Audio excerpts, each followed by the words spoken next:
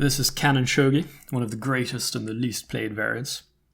The rules are roughly as in shogi, but as in history, once cannons arrive, everything changes. Also, the pawns can move sideways.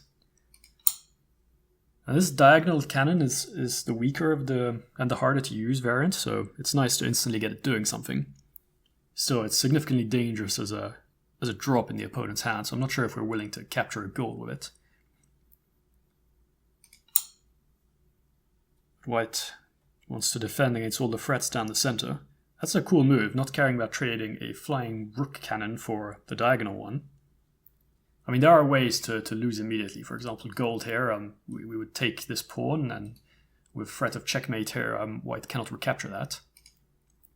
So you need to take this sort of thing seriously.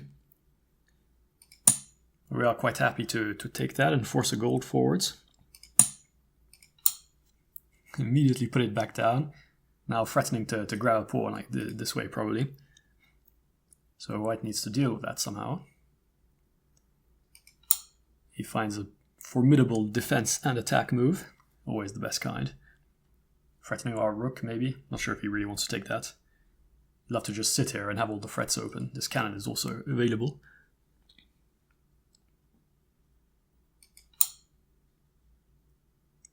That's a cool move. And giving this cannon something to hop over and opening this bishop. Now white may struggle to develop this side of the board. Rook takes bishop is always a potential game-winning idea. Depends though.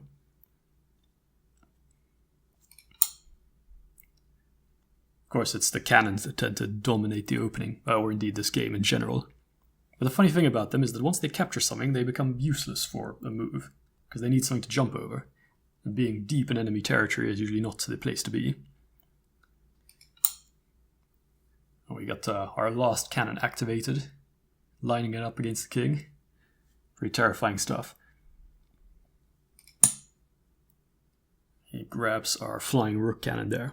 Once these things promote, they gain the missing movement ability, so this can now move passively by jumping, like the other diagonal cannon. And it also gains the ability to move like a king sideways. But the most important extra attack is if there were a piece here, it would be able to hop over it and threaten this square. So at the moment, this one threatens nothing. I wonder what gold wants to do about this.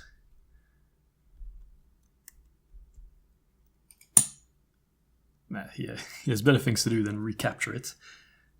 I was trying to think which gold you want to capture with, because that opens holes in your position. I'm sure we'll capture it eventually. We want that pawn. Why do we want that? I mean, if pawn takes, then this thing becomes kind of stuck. I guess mostly you just didn't want it to be captured there.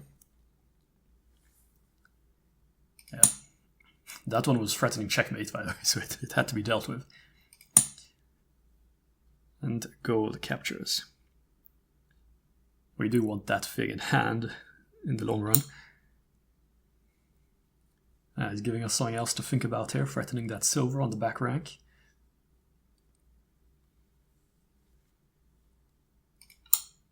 It seems gold was thinking about counterattack. Well, that also defends the silver. So white doesn't really want to give up his cannon. This is a good attacking piece here. It's all about the king attack race now.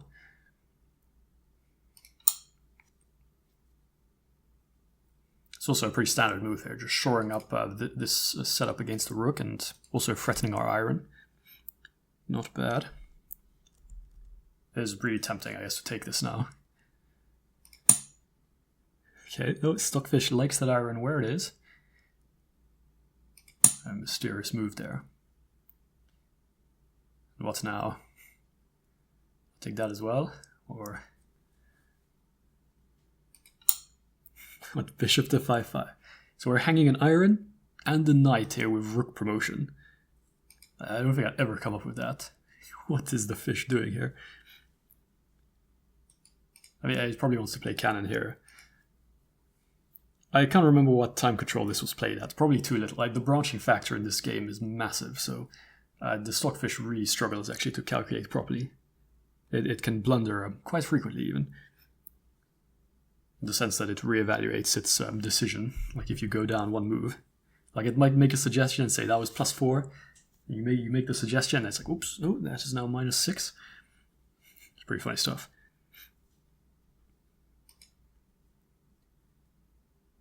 So, yeah, that was attacked. I mean, we probably have to deal with that one. And the dragon comes in. At least this is cannon shogi, so that is far less fatal than it would be in a shogi game. It's all about the cannons, right? So the generals can defend that quite comfortably. I mean, you still don't want to just allow that, though. Pretty crazy stuff. Yeah, so this was the point. And what was scary about this is blocking that. It means we get a pretty huge discovery with this bishop. Moving the king, maybe it's better. It's hard to say. Yeah, White would like to regain control of this. He would love to be able to defuse our centralized cannon.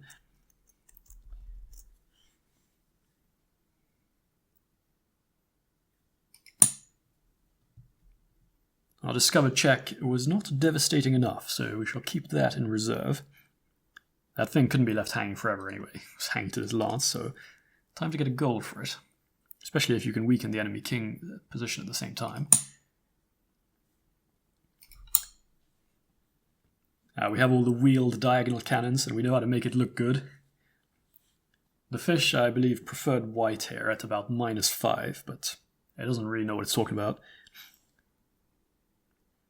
And this is a fish-on-fish game, so presumably it has some idea. But we have a solid lead in the king attack here, and white has to keep this new diagonal blocked, or he gets instantly checkmated. By dropping like a pawn here, for example. This check. Although we can comfortably just block that. And rook here seems to be the catastrophic mistake. You can now get a huge edge if you find the right sequence. And that would be bishop takes pawn check. Didn't even bother to promote it. Honestly, they should probably make the engine auto-promote everything. Because it's just wasting a ridiculous amount of time calculating all of the non-promote captures. Like, just promote it. There's no, you don't accidentally draw in this variant. Okay, white blocks it. And now we get to enter with promotion, with check. I love how this piece set turned out, by the way, where promotion happens by firing the cannon. It's a suitable animation for whatever explosive capture just occurred within enemy ranks. Also, white doesn't want to get checkmated in one move, so he needs to move. Now you still need to be a little bit precise. Pawn drop back there, just to close off that square while we have control of it with this cannon. And then horse takes bishop with fretmate. It's a pretty devastating fret here.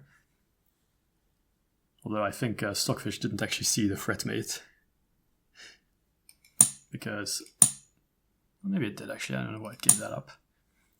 But now it is mate in free. And this wasn't a bullet game, I promise. I think I gave it like maybe 30 seconds a move. That's the usual time I give them. Maybe it was only 10, I'm not sure. But there is now a checkmate in free, if you want to take a look at that. So I want to remind everyone that this cannon does cover this rank here. Yeah, here is the solution. A gold down there, we can drop a rook, and then checkmate with the horse.